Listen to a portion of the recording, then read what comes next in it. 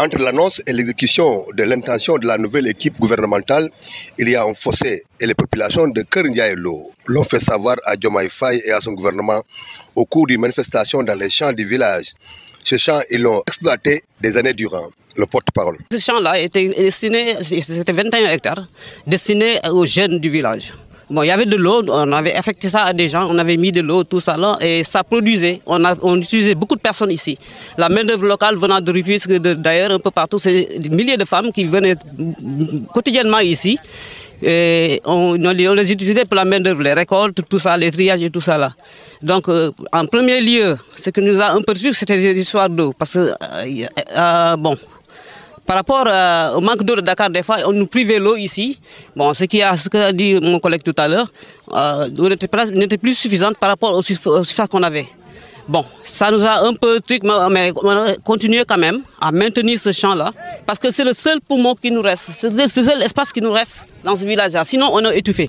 Pour ces populations, en majorité agriculteurs, dont beaucoup de femmes et de jeunes, personne ne peut dire les limites exactes du pôle urbain qui avance dans tous les sens. Maintenant, notre problème majeur, c'est où se limite le pôle. Parce que c'est au nom du pôle qu'on avance. On n'a plus d'espace. Ils avancent. Il y a une construction qu'on ne peut pas, comment dirais-je, identifier. Au nom du pôle, ils avancent maintenant. Ce village-là est constitué d'agriculteurs. Donc, c'est dommage et désolant de voir que cette zone-là, avec ce type de sol qu'on a là, qui est très adapté à l'agriculture et qui faisait d'excellents résultats, soit affecté à des immeubles que, voilà, c'est pas rentable.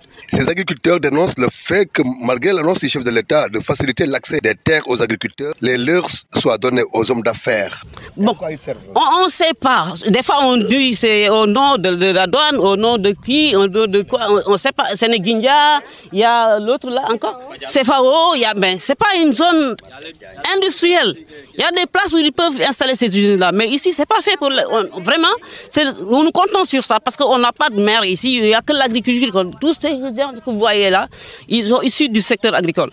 Ce que réclament ces paysans qui ne comptent pas céder un iota de leur terre au pôle urbain, c'est de les régulariser afin qu'elles puissent s'adonner à leur vieux métier. C'est Bara Diouf. Il n'a pas joué son rôle. Parce que s'il paraît entre guillemets qu'il propose qu'on lui donne, qu'il rende même, qu'il dédommage les cultures qui sont là, comment dirais-je, au détriment de... Mais attends, ça c'est même pas humain. Ce que j'aurais à dire aux autorités, c'est qu'il est important. Parce que les villageois sont prêts. Ils sont prêts à tout sacrifier pour préserver leur terre. Parce qu'ils ne dépendent que de ça. C'est leur matière de survie.